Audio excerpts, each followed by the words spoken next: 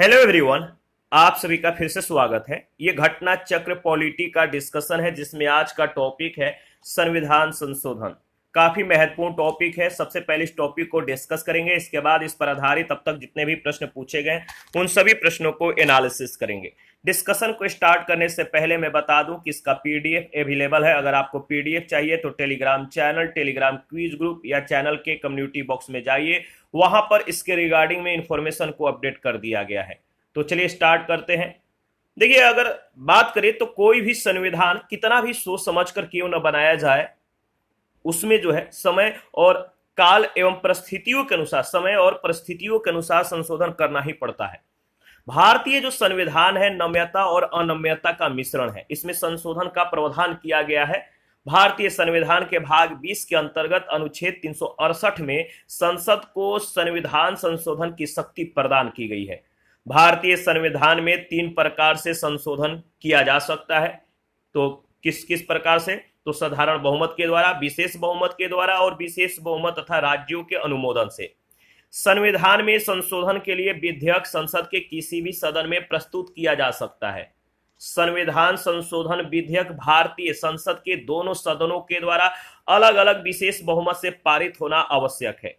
राष्ट्रपति का निर्वाचन एवं उसकी प्रक्रिया, संसद में राज्यों का प्रतिनिधित्व, संघ और राज्यों के बीच विधायी शक्तियों का विभाजन, माल और सेवा कर परिषद संबंधी प्रावधान, संघ या राज्यों की कार्यपालिका शक्ति का विस्तार, सर्वोच्च न्यायालय एवं उच्च न्यायालय में जो सर्वोच्च न्यायालय या जो उच्च न्यायालय संबंधी प्रावधान है, इसमें संविधान संशोधन की संसद की जो शक्ति है और उसकी प्रक्रिया आदि ऐसे विषय हैं जिन पर संवैधानिक संशोधन के लिए संसद के विशेष बहुमत के साथ साथ, याद रखिएगा, कम से कम आधे राज्यों के विधानमंडल के द्वारा संपुष्टि जरूरी है।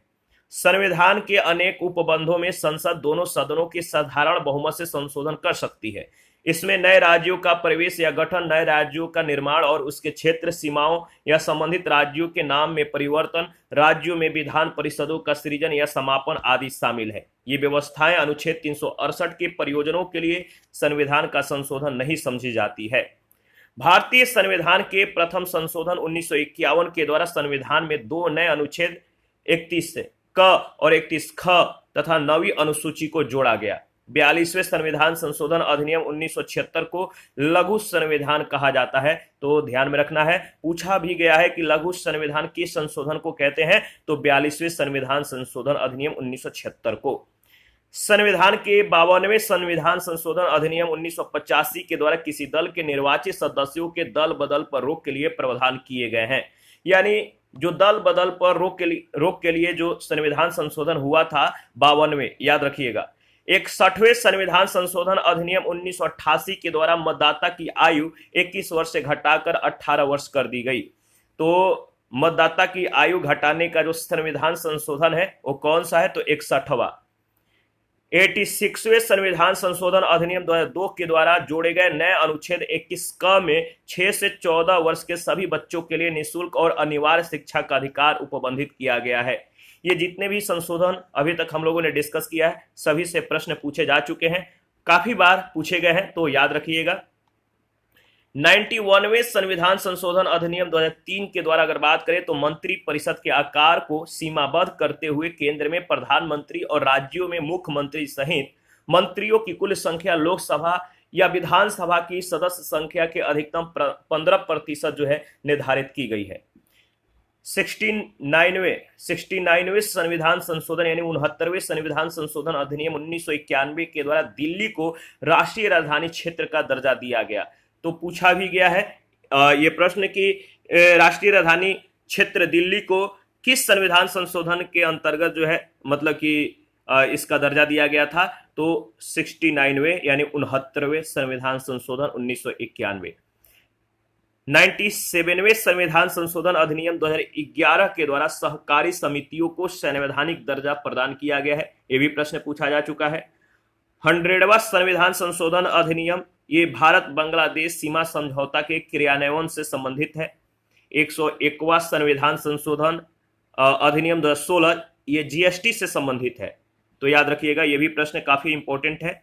102वां संविधान संशोधन अधिनियम 2018 राष्ट्रीय पिछड़ा वर्ग आयोग को संवैधानिक दर्जा देने और 103वां संविधान संशोधन अधिनियम सामान्य श्रेणी के आर्थिक रूप से पिछड़े लोगों को सरकारी नौकरी तथा शिक्षा में 10% आरक्षण देने से संबंधित है।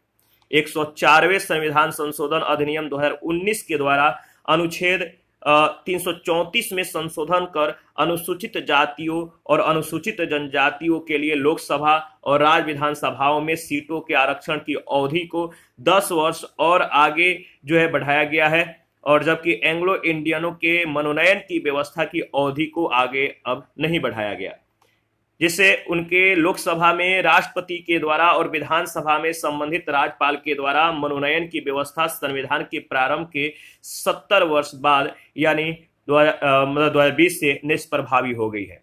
105वें संविधान संशोधन अधिनियम 2021 के द्वारा राज्यों और संघीय क्षेत्रों के द्वारा सामाजिक और शैक्षणिक रूप से पिछड़े वर्गों की सूची तैयार कर सकने के अधिकार को बहाल किया गया है। 106वें यानी 106वें संविधान संशोधन अधिनियम 2023 के द्वारा अगर बात करें, जिसे प्रधानमंत्री नरेंद्र मोदी के द्वारा नारी शक्ति वंदन अधिनियम नाम दिया गया है, इसके माध्यम से लोकसभा और राज्य विधानसभाओं, राष्ट्रीय राजधानी क्षेत्र दिल्ली की विधानसभाओं में महिलाओं के लिए 1/3 आरक्षण के लिए प्रावधान किए गए हैं। इसे 128वें संविधान संशोधन विधेयक के रूप में संसद में प्रस्तुत किया गया था।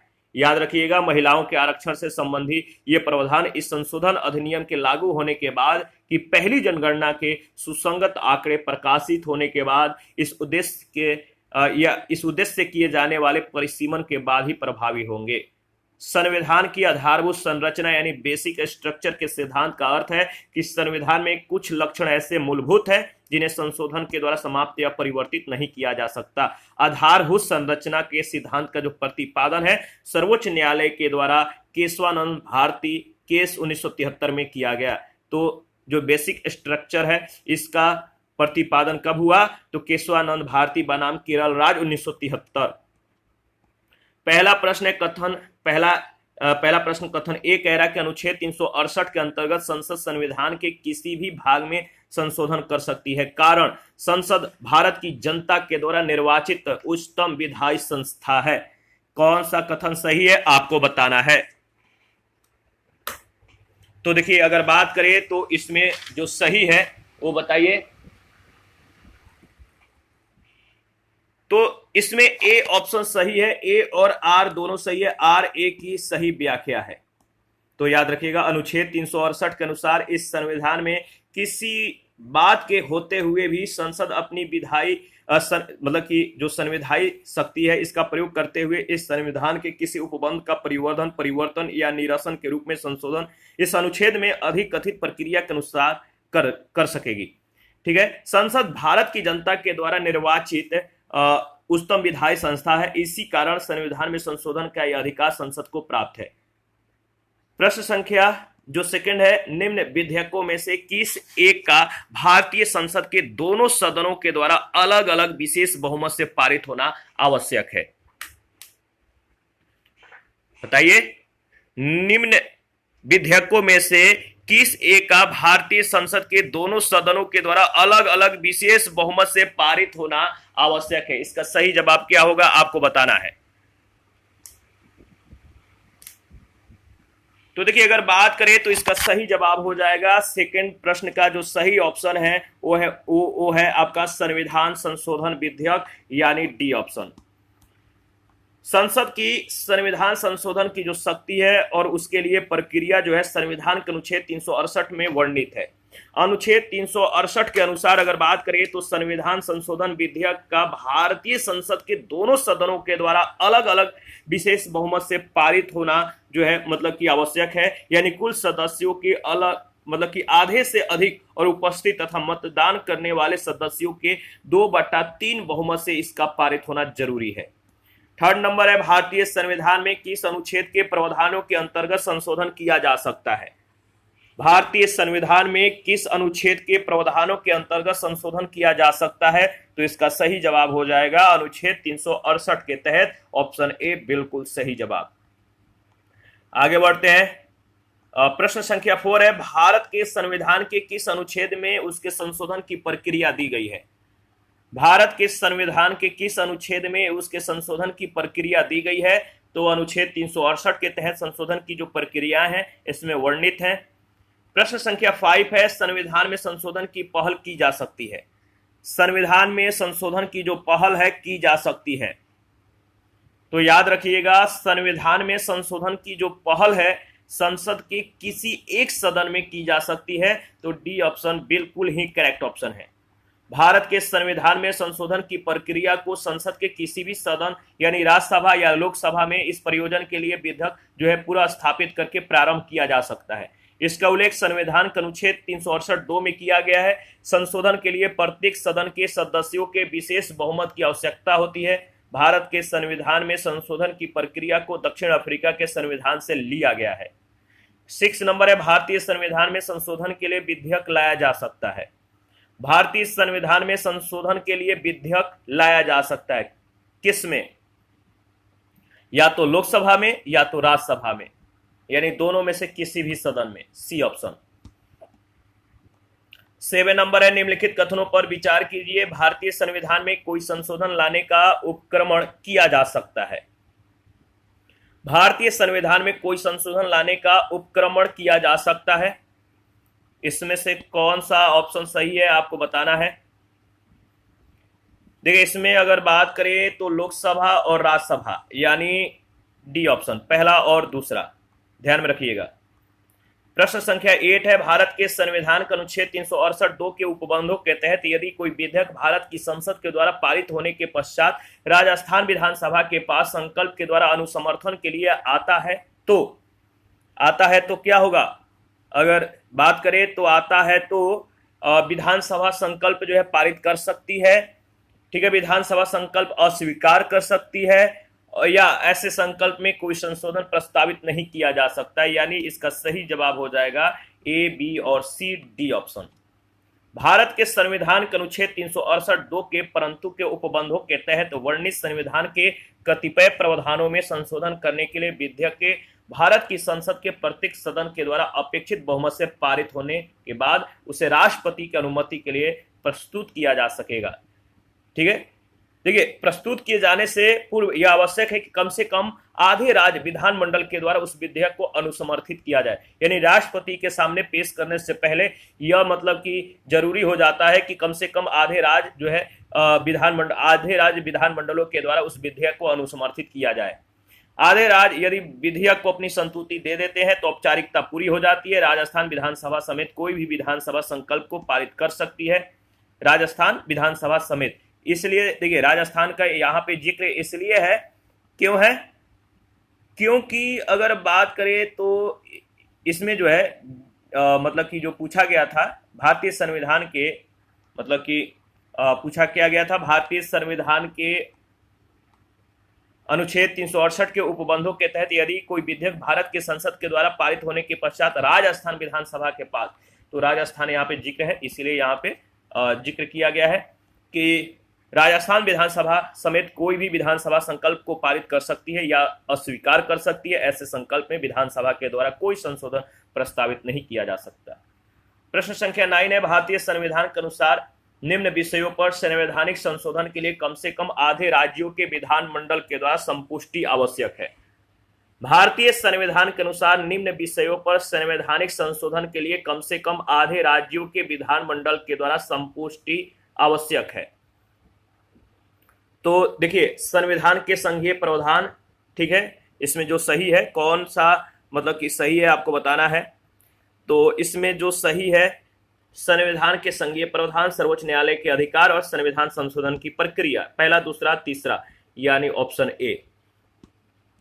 भारतीय संविधान नम्य और मतलब कि अनम्य दोनों है। भारतीय संविधान नम्य एवं परिवर्तनशील है। इसमें आवश्यकता अनुसार संविधान के अनुच्छेद 368 में दी गई प्रक्रिया के अनुसार संशोधन किया जा सकता है। भारतीय संविधान में 3 प्रकार से संशोधन होता है।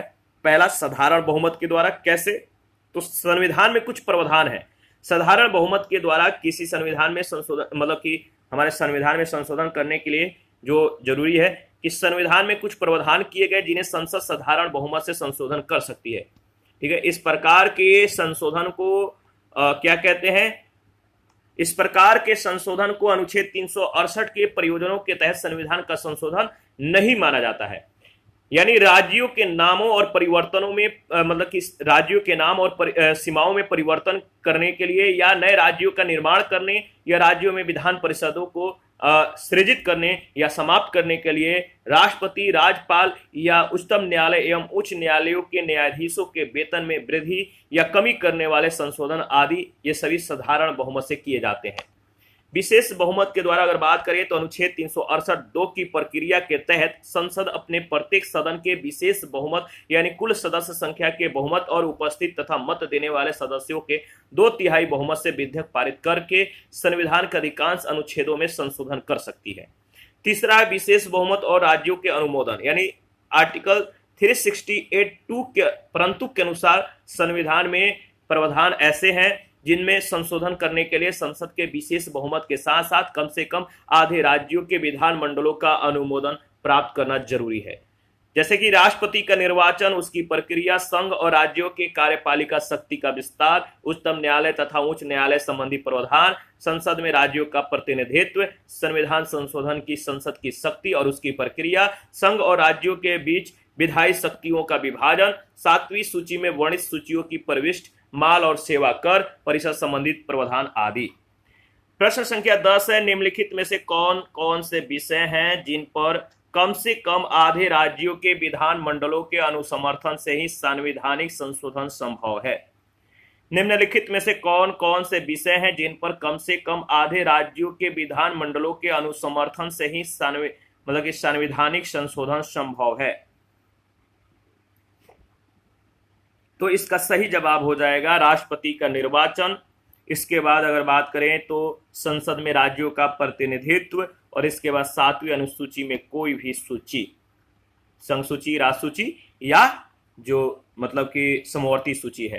तो इसका सही जवाब हो जाएगा ऑप्शन ए। 11 नंबर है, निम्नलिखित कथनों पर विचार कीजिए। पहला कथन है, भारत के संविधान में संशोधन केवल लोकसभा में एक विधेयक की पूरा स्थापना के द्वारा ही प्रारंभ किया जा सकता है। दूसरा, यदि ऐसा संशोधन संविधान के संघीय चरित्र में परिवर्तन की मांग करता है तो संशोधन का अनुसमर्थन भारत के सभी राज्यों के विधानमंडल के द्वारा किया जाना आवश्यक है। इन दोनों में जो सही है वो दोनों में से कोई भी कथन सही नहीं है, न तो पहला न तो दूसरा। संविधान के अनुच्छेद 368(2) के अनुसार संविधान संशोधन विधेयक संसद के किसी सदन में पूरा स्थापित किया जा सकेगा, इसीलिए पहला कथन गलत होता है। दूसरा, संघीय चरित्र में परिवर्तन से संबंधित संशोधन कम से कम आधे राज्यों के विधानमंडलों के द्वारा अनुसमर्थित होना चाहिए, न कि सभी राज्यों के विधानमंडलों के द्वारा, इसीलिए दूसरा कथन भी गलत हो जाता है। 12, संवैधानिक संशोधन प्रक्रिया के संदर्भ में कौन सा सुमेलित नहीं है। संवैधानिक संशोधन प्रक्रिया के संदर्भ में कौन सा सुमेलित नहीं है। इसमें जो सुमेलित नहीं है आपको बताना है।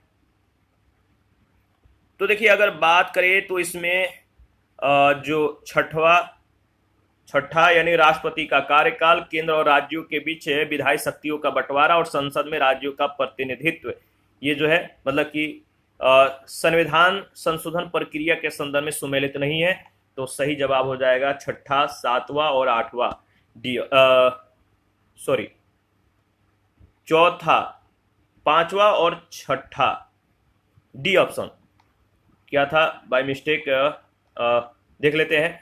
पूछा गया कि संविधान संशोधन प्रक्रिया के संदर्भ में कौन सा सुमेलित नहीं है, कौन सा सुमेलित नहीं है पूछा गया है। तो इसमें जो सही है चौथा है, राष्ट्रपति की योग्यता। ठीक है, राष्ट्रपति की योग्यता सुमेलित नहीं है, राष्ट्रपति की योग्यता। इसके बाद 5वां है राष्ट्रपति के पद की शर्तें और 6ठा है राष्ट्रपति का कार्यकाल। ये जो 7वां 8वां है वो सुमेलित है, तो जो सुमेलित नहीं है वो बताना था, तो माफ करिएगा, मतलब कि डिफॉल्ट ऐसा हो गया था। राष्ट्रपति की योग्यता, राष्ट्रपति के पद के शर्तों और राष्ट्रपति के कार्यकाल जैसे विशेष संवैधानिक संशोधन प्रक्रिया यानी कम से कम इसमें जो है आधे राज्यों के विधानमंडल के अनुसमर्थन की जरूरत होती है, इसके अंतर्गत मतलब कि नहीं आते हैं। तो राष्ट्रपति के कार्यकाल, राष्ट्रपति की योग्यता, राष्ट्रपति के पद की शर्तें, ये विषय जो है विशेष संवैधानिक संशोधन प्रक्रिया के अंतर्गत नहीं आते हैं। देखिए, विशेष संवैधानिक संशोधन प्रक्रिया में कम से कम आधे राज्यों के विधानमंडल की अनुसमर्थन जरूरी है, तो इसके अंतर्गत ये नहीं आते हैं। इनमें कोई भी परिवर्तन संसद के द्वारा जो है मतलब कि बगैर राज्यों के अनुसमर्थन के किया जा सकता है। 13 नंबर है, निम्नलिखित में से कौन सा संविधान संशोधन पहला संवैधानिक संशोधन था जिसे संविधान के अनुच्छेद 368(2) के परंतु की अपेक्षाओं के अनुरूप राज्य विधानमंडलों के द्वारा अनुसमर्थित किया गया?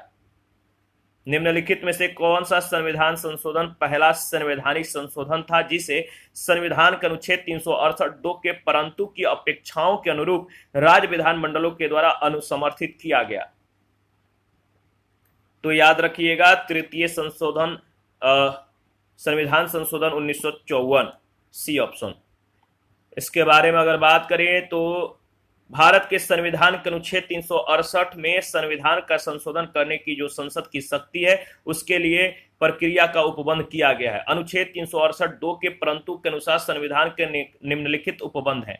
पहला, अनुच्छेद 54, अनुच्छेद 55, अनुच्छेद 73, अनुच्छेद 162, अनुच्छेद 241 या अनुच्छेद 279 ख भाग 5 के अध्याय 4, भाग 6 के अध्याय 5 या भाग 11 के अध्याय 1 में, 7वीं अनुसूची के किसी सूची में या संसद में राज्यों के प्रतिनिधित्व या अनुच्छेद 368 के उपबंधों में संशोधन करने के लिए उपबंध करने वाले विधेयक के संसद के दोनों सदनों के द्वारा अपेक्षित रूप से पारित किए जाने के बाद राष्ट्रपति के समकक्ष अनुमति के लिए प्रस्तुत किए जाने से पहले उस संशोधन के लिए कम से कम आधे राज्यों के विधानमंडलों के द्वारा उसका अनुसमर्थन भी अपेक्षित है।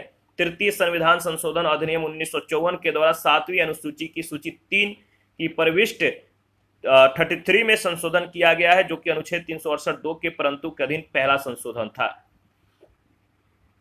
14 नंबर है, उस स्थिति में जबकि लोकसभा के द्वारा पारित किसी संविधान संशोधन विधेयक को उच्च सदन ने अस्वीकार कर दिया हो तब, उस स्थिति में जबकि लोकसभा के द्वारा पारित किसी संविधान संशोधन विधेयक को उच्च सदन ने अस्वीकार कर दिया हो तब क्या होगा? विधेयक अंतिम रूप से समाप्त हो जाता है। ऑप्शन ए बिल्कुल सही जवाब है। संविधान संशोधन विधेयक संसद के दोनों सदनों के द्वारा अलग अलग विशेष बहुमत से स्वीकृत किया जाना आवश्यक है। किसी एक सदन के द्वारा पारित होने तथा फिर दूसरे सदन के द्वारा अस्वीकृत होने यानी दोनों सदनों में असहमति की स्थिति में विधेयक अंतिम रूप से समाप्त हो जाएगा, क्योंकि संविधान संशोधन के प्रस्ताव पर विचार करने के लिए संसद के दोनों सदनों की संयुक्त बैठक की संविधान में कोई व्यवस्था नहीं है। 15, निम्नलिखित कथनों पर विचार कीजिए। निम्नलिखित कथनों पर विचार कीजिए। यहाँ पे 3 कथन है, कौन कौन से कथन सही है आपको बताना है। तो पहला है, किसी संविधान संशोधन विधेयक को भारत के राष्ट्रपति के पूर्व सिफारिश की अपेक्षा होती है? नहीं, गलत है। जब कोई संविधान संशोधन विधेयक भारत के राष्ट्रपति के समक्ष प्रस्तुत किया जाता है तो भारत के राष्ट्रपति के लिए बाध्यकारी है कि वह अनुमति दे, वे अपनी अनुमति दे, यानी दूसरा सही है। तीसरा है, संविधान संशोधन विधेयक लोकसभा और राज्यसभा दोनों के द्वारा विशेष बहुमत से पारित होना चाहिए और इसके लिए संयुक्त बैठक का कोई उपबंध नहीं है, यानी दूसरा तीसरा बिल्कुल सही स्टेटमेंट है, बी ऑप्शन। संविधान के अनुच्छेद 368(2) के प्रावधानों के अनुसार संविधान संशोधन विधेयक को संसद के किसी भी सदन में लाया जा सकता है। ऐसे विधेयक के लिए राष्ट्रपति की पूर्व सिफारिश की जरूरत नहीं होती है। संविधान संशोधन विधेयक को अपेक्षित रूप से संसद के द्वारा पारित यानी आवश्यक होने पर कम से कम आधे राज्यों के विधानमंडलों के द्वारा अनुसमर्थित होने के बाद राष्ट्रपति के समक्ष प्रस्तुत किए जाने पर यह राष्ट्रपति के लिए बाध्यकर है कि वे उस विधेयक पर अपनी अनुमति दे। यह विधेयक को न तो अपने पास रोक सकते हैं और न ही संसद के पास पुनर्विचार के लिए भेज सकते हैं। संविधान संशोधन विधेयक को संसद के दोनों सदनों में अलग अलग विशेष बहुमत से पारित कराना अनिवार्य है। इस विधेयक पर दोनों सदनों के बीच असहमति होने पर दोनों सदनों की ज्वाइंट सिटिंग यानी संयुक्त बैठक में विधेयक को पारित कराने का प्रावधान नहीं है। तो कथन पहला असत्य है, जबकि दूसरा तीसरा सत्य है। 16 नंबर है, संविधान संशोधनों से संबंधित निम्नलिखित कथनों पर विचार कीजिए। संविधान संशोधन से संबंधित निम्नलिखित कथनों पर विचार करना। यहाँ पे 4 कथन है, आपको बताना है कौन कौन सा कथन सही है। पहला, अनुच्छेद 368 संविधान संशोधन की 2 विधियों का उल्लेख है। क्या पहला सही है? बिल्कुल सही है। दूसरा गलत है, तीसरा गलत है, चौथा सही है। राष्ट्रपति संविधान संशोधन विधेयक पर निषेधाधिकार का प्रयोग नहीं कर सकता है। तो पहला और चौथा सही है। आगे बढ़ते हैं, इसके बारे में 2-3 पॉइंट है। संविधान के अनुच्छेद 368(2) के तहत संविधान संशोधन की 2 विधियां दी गई हैं। पहला, प्रत्येक सदन की कुल सदस्य संख्या के बहुमत तथा उपस्थित और मत देने वाले सदस्यों के कम से कम 2/3 बहुमत के द्वारा।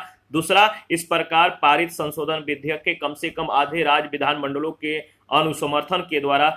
संविधान संशोधन विधेयक संसद के किसी भी सदन में प्रारंभ किया जा सकता है। दोनों सदनों में विवाद की स्थिति में संयुक्त बैठक का प्रावधान संविधान संशोधन विधेयक के संबंध में नहीं है। साथ ही संविधान संशोधन विधेयक पर राष्ट्रपति को अनुमति देनी होगी, उसे निषेधाधिकार प्राप्त नहीं है। 17 नंबर है, संविधान संशोधन करने के लिए विधेयक को वीटो करने की राष्ट्रपति की सख्ती सहमति देनी होगी। शब्द से स्थानापन्न करके किस संशोधन के द्वारा छीन ली गई। संविधान संशोधन करने के विधेयक को वीटो करने की राष्ट्रपति की जो शक्ति है सहमति देनी होगी, शब्द से स्थानापन्न करके किस संशोधन के द्वारा छीन ली गई। तो 24वां संशोधन अधिनियम के द्वारा। 24वां, देखिए 24वां संविधान संशोधन अधिनियम 1971 के द्वारा अनुच्छेद 368 के खंड 2 में संशोधन करके संसद के दोनों सदनों के द्वारा पारित संविधान संशोधन विधेयक को वीटो कर सकने की राष्ट्रपति की शक्ति को छीन लिया गया। अनुच्छेद 368(2) के अनुसार इस संविधान के संशोधन का आरंभ संसद के किसी सदन में इस प्रयोजन के लिए विधेयक पूरा स्थापित करके ही किया जा सकेगा, और जब वह विधेयक प्रत्येक सदन में उस सदन की कुल सदस्य संख्या के बहुमत के द्वारा या उस सदन के उपस्थित और मत देने वाले सदस्यों के कम से कम 2/3 बहुमत के द्वारा पारित कर दिया जाता है, तब वह राष्ट्रपति के समक्ष प्रस्तुत किया जाएगा। ठीक है, याद रखिएगा। जो विधेयक को अपनी अनुमति देगा तब संविधान उस विधेयक के निर्बंधों के अनुसार संशोधित हो जाएगा, परंतु कतिपय मामलों में विधेयक को राष्ट्रपति के समक्ष प्रस्तुत करने से पूर्व कम से कम आधे राज्यों के विधानमंडलों के द्वारा पारित इस आशय के संकल्पों के द्वारा उन विधानमंडलों का अनुसमर्थन भी अपेक्षित होगा। 18, भारत के संविधान के अनुच्छेद 368 के संबंध में कौन सा कथन सही है। भारत के संविधान के अनुच्छेद 368 के संबंध में कौन सा कथन सही है। तो सही जवाब हो जाएगा पहला, दूसरा दोनों सही है। 24वें संविधान संशोधन अधिनियम 1971 के द्वारा अनुच्छेद 368 संशोधित किया गया था। 101वें संविधान संशोधन अधिनियम 2016 के द्वारा अनुच्छेद 368 संशोधित किया गया था। तो सी ऑप्शन बिल्कुल सही जवाब हो जाएगा। 24वें संविधान संशोधन अधिनियम 1971 के द्वारा भाग 20 के संविधान के संशोधन संबंधी अनुच्छेद 368 में संविधान में संशोधन करने की प्रक्रिया के साथ संविधान का संशोधन करके या करने की संसद की शक्ति जोड़ी गई। राष्ट्रपति को संसद के द्वारा पारित संविधान संशोधन विधेयक पर स्वीकृति देने के लिए बाध्य बनाया गया। इसके अतिरिक्त इसी संशोधन से अनुच्छेद 368 के खंड 3 के तहत यह प्रावधानित किया गया कि अनुच्छेद 13 की कोई बात इस अनुच्छेद के अधीन किए गए किसी संशोधन को लागू नहीं होगी। 101वें संविधान संशोधन अधिनियम 2016 के द्वारा अनुच्छेद 368 के खंड 2 के परंतु के भाग क के अनुच्छेदों में अनुच्छेद 279 क को शामिल करके माल और सेवा कर परिषद संबंधी संवैधानिक प्रावधानों में संशोधन के लिए कम से कम आधे राज्यों के विधानमंडलों का अनुसमर्थन भी अपेक्षित किया गया। 19, भारतीय संविधान के लिए प्रथम संशोधन विधेयक लाया गया कब। भारतीय संविधान के लिए प्रथम संशोधन विधेयक कब लाया गया, तो आपको मालूम है इसका सही जवाब क्या होगा। इसका सही जवाब है, बताइए, 1951 बी ऑप्शन। आप लोग कमेंट बहुत कम करते हैं, फटाफट कमेंट किया करिए। भारतीय संविधान के लिए प्रथम संशोधन विधेयक 10 मई 1951 को संसद में प्रस्तुत किया गया था। यह पारित होकर जून 1951 में अधिनियमित हुआ। प्रथम संवैधानिक संशोधन अधिनियम 1951 के द्वारा जो है अनुच्छेद 15, अनुच्छेद 19, अनुच्छेद 85, 87, 174, 176, 341, 342, 372, 376 में संशोधन किया गया। दो नए अनुच्छेद 31 क और 31 ख और 9वीं अनुसूची को संविधान में जोड़ा गया। प्रश्न संख्या 20 है, संविधान का प्रथम संशोधन जो 1951 में पारित हुआ निम्न में से किससे संबंधित है। संविधान का प्रथम संशोधन जो वर्ष 1951 में पारित हुआ निम्न में से किससे संबंधित है, तो याद रखिएगा सही जवाब हो जाएगा कुछ राज्यों के लिए कुछ राज्यों में किए गए कृषि और कृषि भूमि संबंधी सुधारों के संरक्षण से। भारतीय संविधान के प्रथम संशोधन 1951 के द्वारा संविधान में दो नए अनुच्छेद 31 क और अनुच्छेद 31 ख तथा 9वीं अनुसूची को शामिल किया गया। कुछ राज्यों में कृषि और कृषि भूमि संबंधी सुधारों के संरक्षण के लिए बनाए गए भूमि सुधार कानूनों को चुनौती न दी जा सके। 21 है, भारतीय संविधान में 9वीं अनुसूची परिवर्धित हुई। भारतीय संविधान में 9वीं अनुसूची परिवर्धित हुई। तो प्रथम संशोधन के द्वारा, ऑप्शन ए बिल्कुल करेक्ट ऑप्शन है। आगे बढ़ते हैं नेक्स्ट। प्रश्न संख्या 22 है, भारत के संविधान की निम्नांकित में से कौन सी अनुसूची पहले संवैधानिक संशोधन के द्वारा संविधान में जोड़ी गई थी? भारत के संविधान की निम्नांकित में से कौन सी अनुसूची पहले संवैधानिक संशोधन के द्वारा संविधान में जोड़ी गई थी? तो 9वीं, सी ऑप्शन। 23 नंबर है, भारत में निम्नलिखित में से किस संविधान संशोधन के लिए व्यापक रूप से यह माना गया कि उसे मूल अधिकारों की न्यायिक व्याख्या को अधिभूत करने के लिए अधिनियमित किया गया? भारत में निम्नलिखित में से किस संविधान संशोधन के लिए व्यापक रूप से यह माना गया कि उसे मूल अधिकारों की न्यायिक व्याख्या को अधिभूत करने के लिए अधिनियमित किया गया? तो इसका सही जवाब हो जाएगा पहला संशोधन, ऑप्शन ए बिल्कुल करेक्ट ऑप्शन है। भारतीय संशोधन के प्रथम संशोधन अधिनियम 1951 में व्यापक रूप से यह माना गया कि उसे मूल अधिकारों की न्यायिक व्याख्या के यानी न्यायिक व्याख्या को अधिभूत करने के लिए अधिनियमित किया गया है। यह संशोधन मुख्य रूप से रोमेश थापर बनाम स्टेट ऑफ मद्रास राज तथा चंपकम दोराई राजन बनाम मद्रास राज 1951 और अन्य समकालीन वादों में उच्चतम न्यायालय के द्वारा दिए गए निर्णयों में उत्पन्न कठिनाई को दूर करने के लिए पारित किया गया था। रोमेश थापर के केस में उच्चतम न्यायालय ने अधिनिर्धारित किया था कि लोक व्यवस्था के भंग के आधार पर वाक्य और अभिव्यक्ति की स्वतंत्रता पर प्रतिबंध नहीं लगाया जा सकता।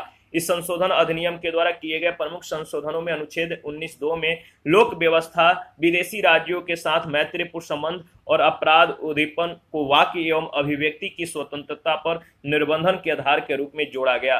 चंपकम दोराई राजन के केस में उच्चतम न्यायालय के द्वारा जाति आधारित आरक्षण के संदर्भ में दिए गए निर्णय के प्रभाव को दूर करने के लिए अनुच्छेद 15 में खंड 4 को जोड़ा गया। उल्लेखनीय है कि जमींदारी उन्मूलन के लिए भूमि सुधार अधिनियमों को तत्कालीन संपत्ति के मूल अधिकारों के विरुद्ध संवैधानिक सुरक्षा प्रदान करने के लिए संविधान में 9वीं अनुसूची के साथ साथ अनुच्छेद 31 क और 31 ख को भी प्रथम संशोधन 1951 के द्वारा जोड़ा गया था। 24, भारत के उच्चतम न्यायालय के न्यायाधीश की आयु ऐसे प्राधिकारी के द्वारा और ऐसे रीति से अवधारित की जाएगी जिसका संसद विधि के द्वारा उपबंध करे अंत स्थापित किया गया। भारत के उच्चतम न्यायालय के न्यायाधीश की आयु एज ऐसे प्राधिकारी के द्वारा और ऐसे रीति से अवधारित किया जाएगा, यानी मतलब कि निर्धारित किया जाएगा कि जिसका संसद विधि के द्वारा उपबंध करे अंत स्थापित किया गया। इसका सही जवाब क्या होगा बताइए? तो देखिए इसका सही जवाब हो जाएगा 24 का सही जवाब है। याद रखिएगा 15वें संविधान संशोधन के द्वारा, यानी ऑप्शन ए बिल्कुल करेक्ट ऑप्शन है। 15वें संविधान संशोधन 1963 के द्वारा अंत स्थापित अनुच्छेद 124(2)(a) के तहत प्रावधान किया गया कि भारत के उच्चतम न्यायालय के न्यायाधीश की आयु ऐसे प्राधिकारी के द्वारा और ऐसे रीति से अवधारित की जाएगी जिसका संसद विधि के द्वारा उपबंध करे। इसी के साथ आज का जो सेशन है समाप्त करते हैं। नेक्स्ट सेशन में बचे हुए प्रश्नों को कवर करेंगे। आप अपना प्रतिक्रिया देते रहें, आपके प्रतिक्रियाओं का हमें बेसब्री से इंतजार रहता है। जिन लोगों ने Telegram channel, Telegram quiz group, Facebook page, Instagram को ज्वाइन नहीं किया, वीडियो के डिस्क्रिप्शन बॉक्स में उसका लिंक है, ज्वाइन करें और हमें सपोर्ट करें। थैंक यू, मिलते हैं नेक्स्ट सेशन में।